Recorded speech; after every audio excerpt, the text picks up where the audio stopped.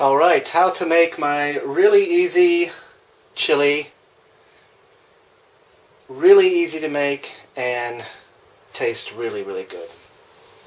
So basically, get your frying pan and you're going to want to fry half your onions, all of your garlic, and about half your peppers in with your mince. I generally use turkey mince, but you can use beef mince, you can use a portion of tofu, any kind of meat you want. Fry that on high heat, and while that's frying on high heat, we're going to add some ingredients to our slow cooker.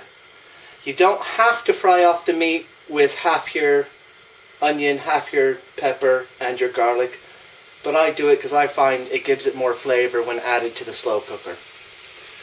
So to the slow cooker, we're going to add a can of chopped tomatoes, 3 or 4 carrots chopped up, 4 small or medium tomatoes or 2 large beef tomatoes chopped up,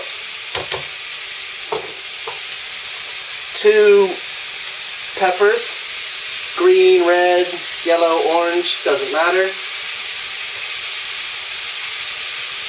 So remember, half the peppers are in the slow cooker, half the peppers are in the frying pan, and 1 large onion, half in the frying pan, half in the slow cooker.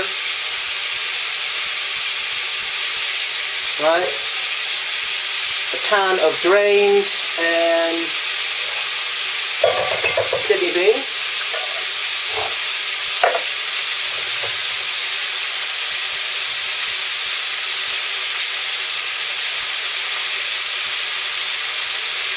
Right, I am frying the mince, the onions and peppers and garlic with a little bit of salt and pepper, but most of your spices are going to go into your slow cooker. So a teaspoon of salt, a teaspoon of cumin,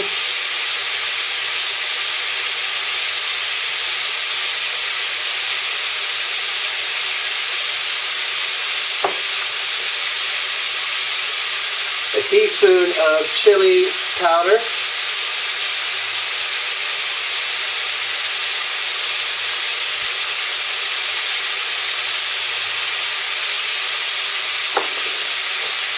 and a teaspoon of basil.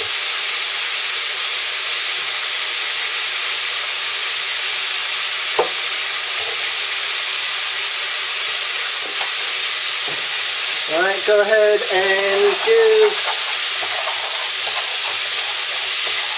your mince, onions, and peppers a stir. Again, this is on high heat.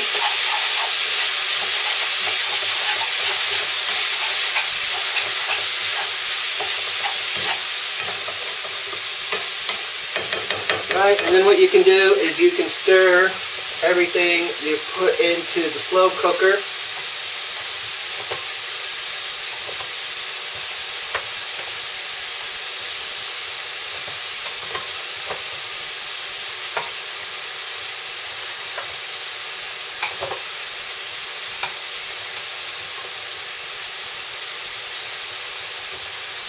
Now, depending on how much sauce you want your chili to have, if you like your chili to be really watery or not so watery, it depends on whether you want to add your passata.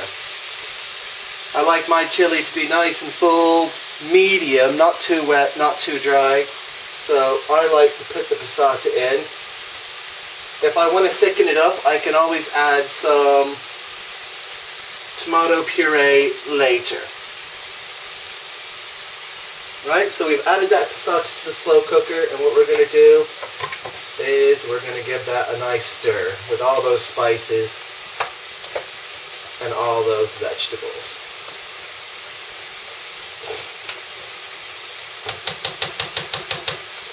Right, this is fried up nice. Now Now, what we're waiting for this is we're waiting for most of the oil and water from the veg to cook off. So we just keep frying this on high heat until a lot of that water and oil is cooked off. Right? I forgot to mention, there are 2 tablespoons of oil already in the pan when I added the mince, onions, peppers, and garlic.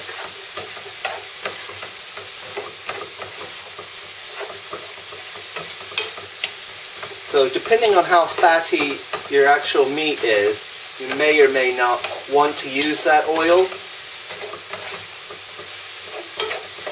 But again, I use it, and then what I'm going to do is I'm going to fry this until that cooks off.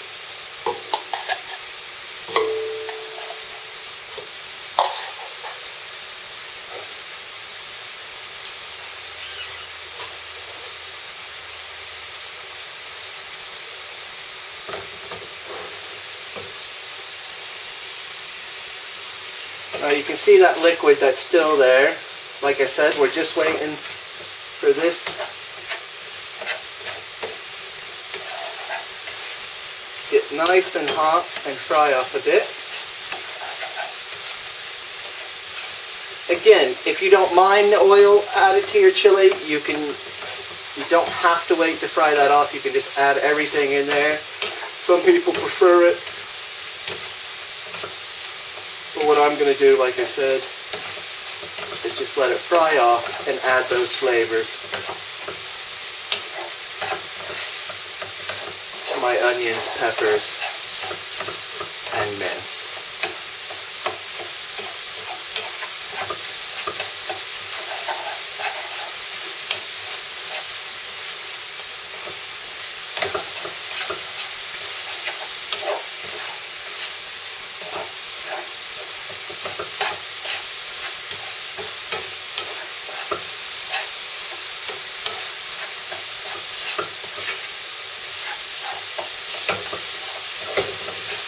Right, a lot of that is now fried off. So what we're going to do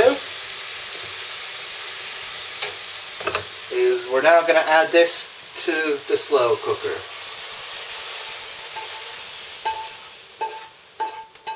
The meat is definitely cooked by this point in time, but as you put it into a slow cooker, you don't have to worry about that being cooked all the way, because that will definitely be cooked all the way the rest of the afternoon. Because I'm going to put this in the slow cooker, give it a stir.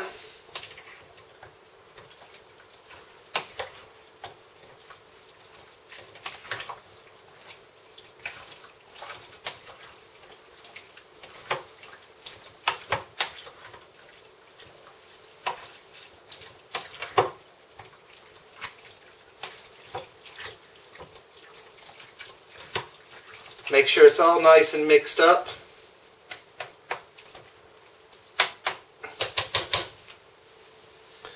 Put my lid on my slow cooker, and I'm going to let that cook on low for at least 4 hours.